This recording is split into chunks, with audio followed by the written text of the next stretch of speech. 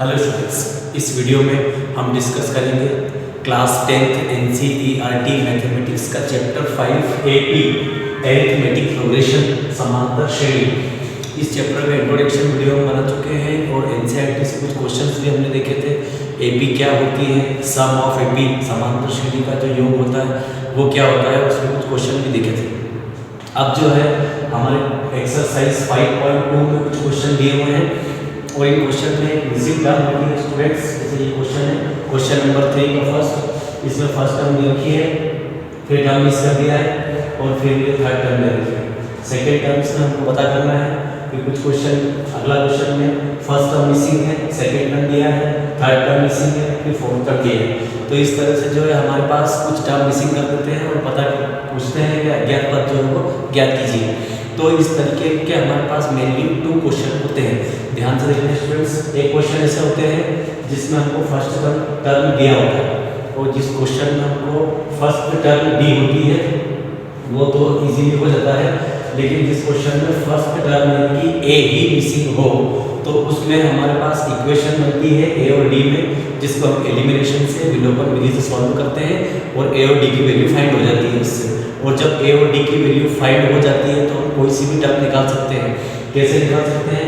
क्योंकि हमारे पास किसी भी समांतर श्रेणी की एपी की फर्स्ट टर्म होती है हमारे पास ए, इसको हम जो है P1 से डिनोट करते हैं टर्म फर्स्ट ए, और इसमें कॉमन डिफरेंस होता है, हमने पहले देख लिया था।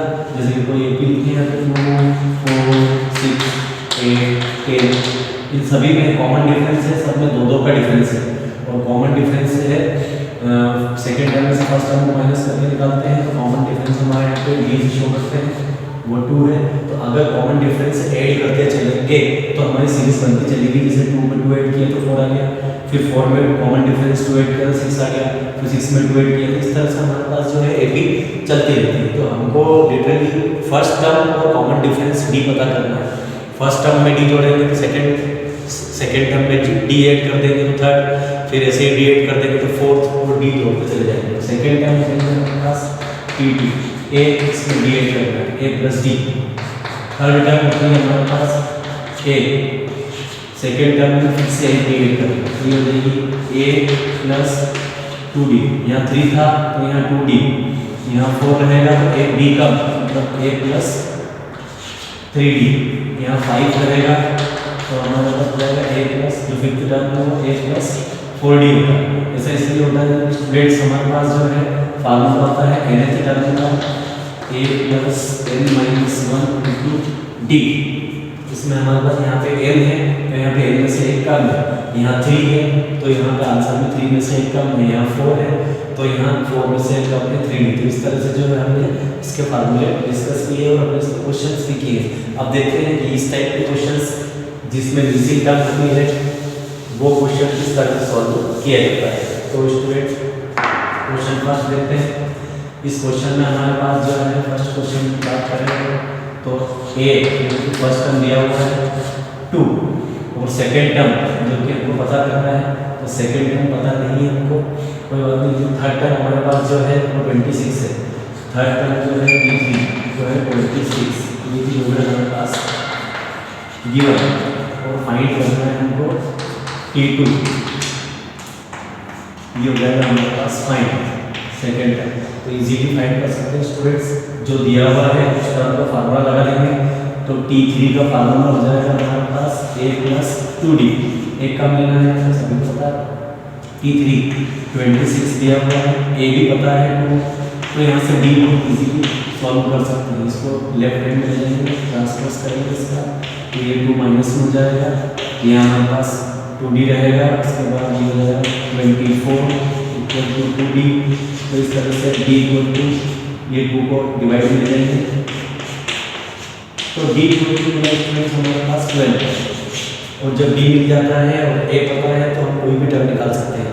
तो हमसे इस क्वेश्चन को पूछी गई थी P2 मतलब सेकेंड टर्म मतलब a प्लस d, यहाँ पे 2 है तो यहाँ पे सिंगल है, तो a हमारे पास 2 और d आया है 12, तो सेकेंड टर्म हो गया हमारे पास 14। तो जो मिसिंग टर्म थी स्टूडेंट वो हो गया हमारे पास यहाँ 14।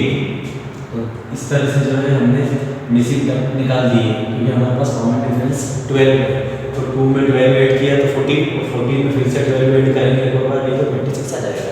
तो इस तरह से हम मिसिंग टर्म फाइंड करते हैं। अब एक क्वेश्चन ऐसा है जिसमें हमारे पास ए नहीं है, तो इसमें निश्चित रूप से हमारे पास ए और डी में एक लीनियर इक्वेशन बनेगी, इनफैक्ट 2 इक्वेशन बनेगी, और वो दोनों इक्वेशन को जो है हमको एलिमिनेशन विलोपन विधि से सॉल्व कर लेना है, जिससे कि ए और डी मिल जाएगा। किस तरह से करना है ये देखते हैं। इसको रन करते हैं।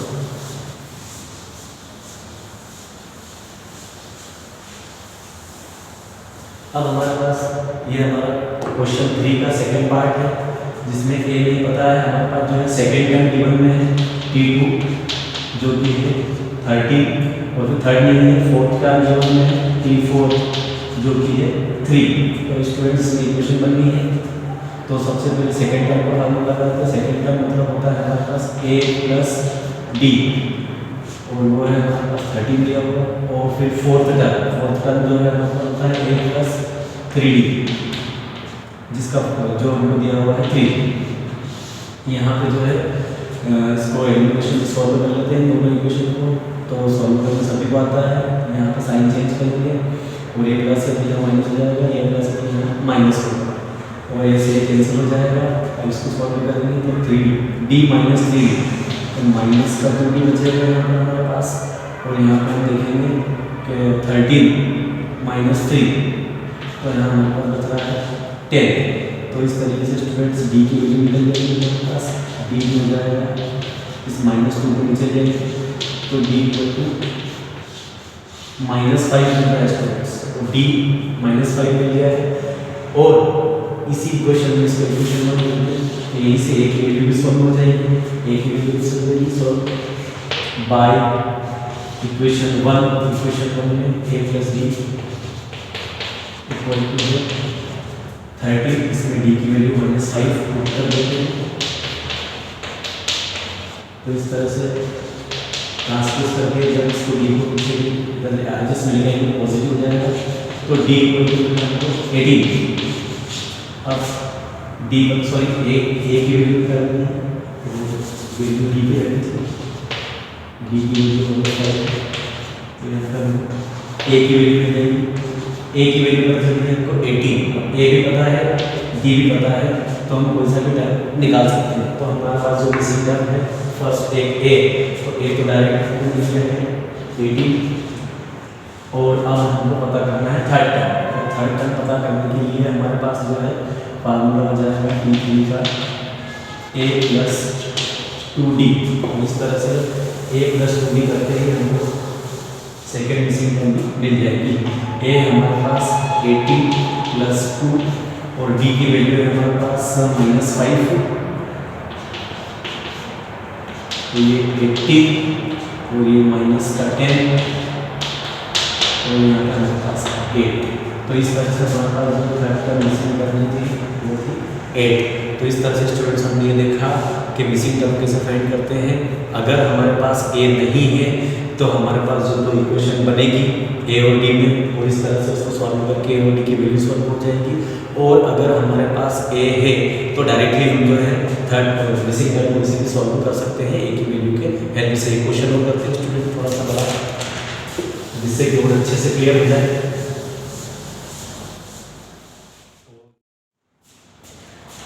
स्टूडेंट्स इस टाइप का एक क्वेश्चन और देखते हैं। इस क्वेश्चन में हमको और अच्छे से क्लियर हो जाएगा कि मिसिंग टर्म कैसे फाइंड करते हैं। ये क्वेश्चन हमारा क्वेश्चन नंबर 3 का 5.2 का क्वेश्चन नंबर 3 का फोर्थ पार्ट है। तो इस क्वेश्चन में हमारे पास 4 टर्म मिसिंग दी हुई है। तो फर्स्ट टर्म हमारे पास जो है वो है -4, second term, third term, fourth term, fifth term missing है, और फिर से 6 टर्म है, और 6 टर्म मतलब कि 6 जो कि हमारे पास 6। तो स्टूडेंट यहाँ पे हमारे पास a की वैल्यू है, और जब a की वैल्यू दी होती है तो इक्वेशन नहीं बनती है, डायरेक्ट हमको b की वैल्यू मिल जाया करती है। तो जो टर्म है उसको गिवन टर्म है, इसका फार्मूला लगाते हैं। तो T6 का फार्मूला आ जाएगा हमारे पास a प्लस 5d, क्योंकि यहाँ पे 6 है तो यहाँ पे d जो है a कम होगा, और ये हमारे पास 6 दी हुई है, a हमारे पास -4, और ये 5d से जब इसको ट्रांसपोज करके RHS मिलेंगे तो ये 6 + 4 5d, तो ये 10 = 5d। तो इस तरह से डी की वैल्यू जो है 5 से डिवाइड करेंगे इसको, तो डी की वैल्यू हमारे पास 2 मिल रही है। अब हमारे पास ए की वैल्यू है -4 और डी की वैल्यू है 2, और जब ए और डी की वैल्यू होती है तो हम कोई सी भी टर्म जो है निकाल सकते हैं। किस तरह से, तो यहाँ पे सारी मिसिंग टर्म निकाल देते हैं।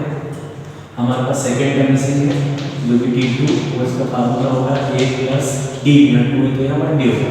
ए है हमारे पास -4 और डी है 2, और -4 में 2 ऐड करेंगे तो हमारे पास -2 होगा।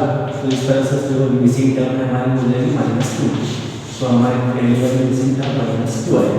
क्योंकि हमारे पास D2 है तो हम मिसिंग टर्म को डायरेक्टली भी सॉल्व कर सकते हैं।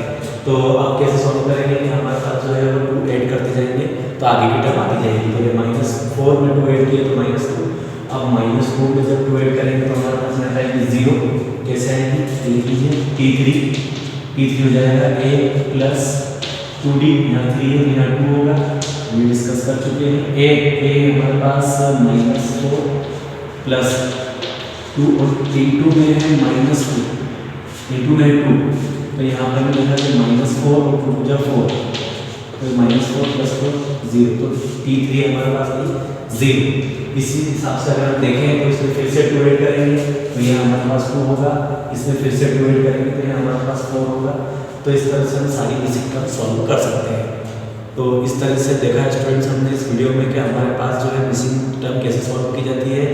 अगर फर्स्ट टर्म ए है तो डायरेक्टली हमारे पास जो डी की